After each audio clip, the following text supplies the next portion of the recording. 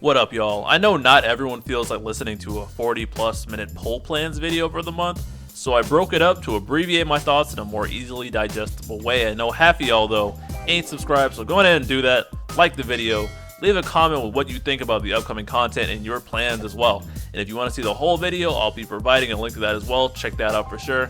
Thanks a million, and now let's get into what you're really here for, alright? Agrias came on a special New Year's event in JP. I don't know what they're going to be doing for Global as I'm recording this in the middle of August. So regardless of what the event is, deal with it. I'm just going to talk about the banner. Agrias getting juice, baby. She's getting a rework and LD. Her skill 1 is now a double HP attack and it heals the party more. Skill 2 is now 100% AoE and batteries the party before the attack.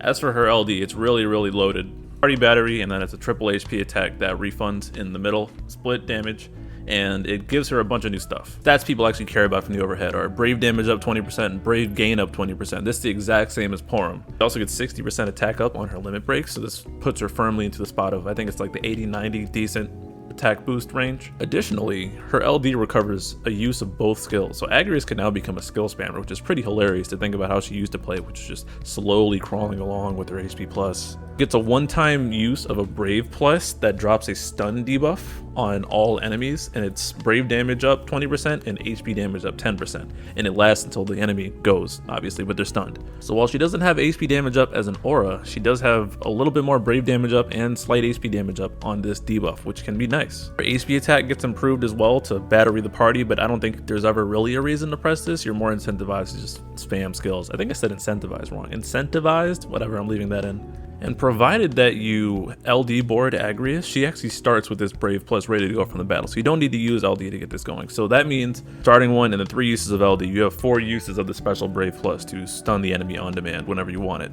So now with skill recovery and these special Brave plus paralyzes, Agrias rises to the top as the best boss disruptor in the game. Is that the way to say it? Boss paralyzer, stunner? I don't know. There's also buffs within her LD that make her hit harder, but nobody really pays attention to the exact numbers. And she's got overflows to the party, both stolen and gained. Her high armor is encouragement, and she has a C slot, so you can throw Paladin Cecil's RF now, because that's a thing we can do now that the change is in. And her high armor plus split is equal between Brave and HP limits for the party, so it's a good investment all around. She can help you hit those caps because of the Brave damage up and the HP damage up via her debuff. Also the overflows. Regardless, you definitely want that base high armor because 30% increase is a lot. Her calls aren't anything special, whatever. As for the rest of the banner, Sayador is on here too, and he's getting high armor plus, whatever. He's not really relevant until his BT plus comes out, but if you wanted to grab his LD now, so you don't have to pull it down the line with Cyan, although Cyan's pretty good at that point, so Sayador is really consolation at best this time around, but he'd be at least useful in Transcendence 4, maybe as a caller in the party. Agrias doesn't have a known rerun though, so it's probably going to be when she gets 90. Nobody knows when that is, so stay tuned. If you want her, grab her now. Now for my analysis. In practice, the way you use Agrias is you just spam skills, and you want to keep the bosses stunned a lot. Skill 2 is going to be your bread and butter, because just the fact that you can use it so much and it recovers means that 1, you're going to get your EX up faster, which is another stun, provided the enemy is doing magical attacks. And if you really need a stun, then you can just pop C65 in skill 2.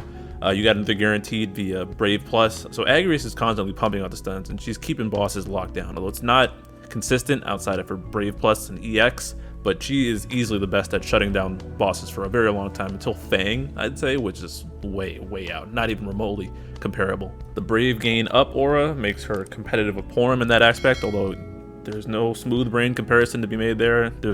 Having Porum means skip Agrias is not good thinking, because Agrias is more than a Brave gain up unit. She is a boss disruptor, and she does a whole lot more damage than Porum does too, that's for certain. And per usual, you're not locked to using one type of something on the team. Guess what? You can use both of them on the same team and double tap Brave gain up, 40% in total. That's a lot. On the Porum and Agrias thing again, you can use them together for a lot of Brave gain up, to the point where people were actually able to pull off Transcendence 4 within the main gate, the horrible main gate, with no BT, having used Agrias, Porum, and Tifa. So don't be closed-minded or binary thinking on this. It's way more nuanced than just Brave gain, alright?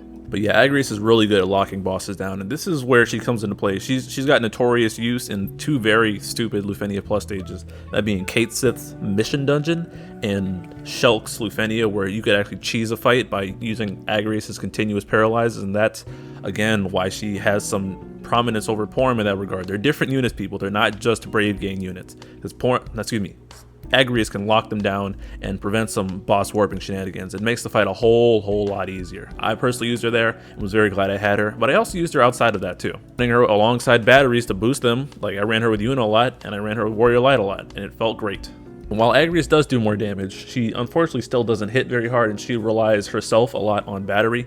And while she does have those frequent paralyzes, you can't lean on them the whole fight. And while the one stun with the HP damage up and radio damage up is good, you only got 4 uses out of it. So you really got to plan around it when you need to know you want to use it. She again is that third slot. If you got Brave Hands on the team or you need stuns for some reason, you're trying to play around that. Like for example, if you're not letting the bosses get turns, you just stop them with Agrias, so you can take full advantage of that debuff. She works very well. This is an excellent character. They gave her upgrades. They always give Tactics characters good upgrades because there's only 2 of them, so they gotta stuff all the power of a billion characters that should be in DFFOO and put them in the 2 characters that are represented instead. Yikes. Just to focus a bit more on Agrias' Lufenia plus hype / viability, it's a couple fights that she really helps with. And well, one area of the hype, I should say, is the Brave Gain up, obviously. And again, the comparison to Porum doesn't make any sense because Agrias is way more than Brave Gain. She's HP damage up via debuff and tons of stuns. But it's Guy's Lufenia that she can help a lot with, because the orb is to attack the bosses while there's an HP damage debuff up, and while that's very possible via Gabronth's call, you can also have Aerith in the party.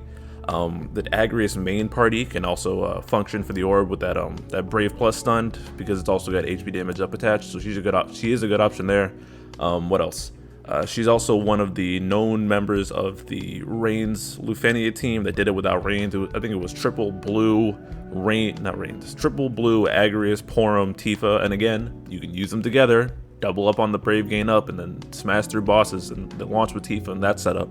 No BT plus on that, no BT at all, I guess, on that stage. Just a Reigns friend, I believe, so that was possible.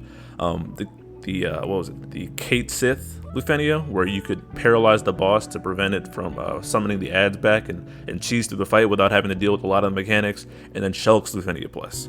Now, that being said, all of these are possible without Agrias, but especially the later 2, I'd say on Kate and Shulk's fight, that is the path of least resistance.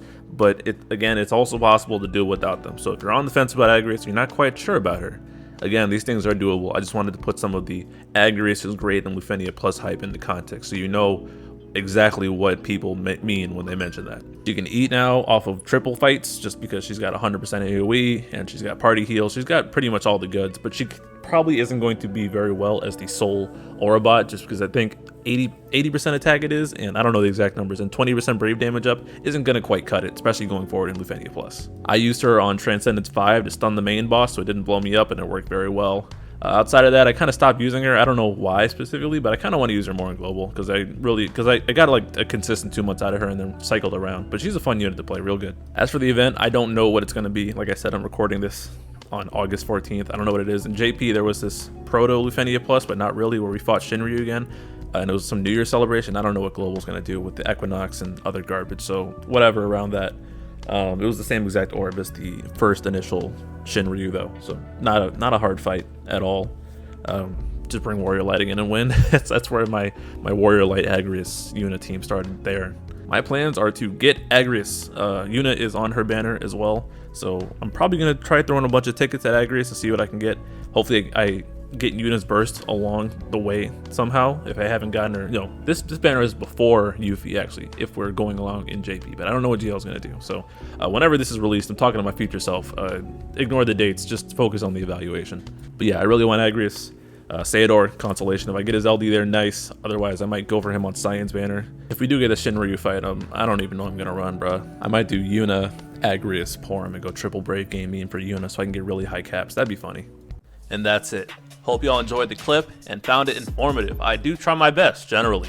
If you haven't already done so, please like the video, comment what you think and your plans, and make sure to subscribe to my channel for more great content. The full video is linked, so check that out as well. Continue showing love.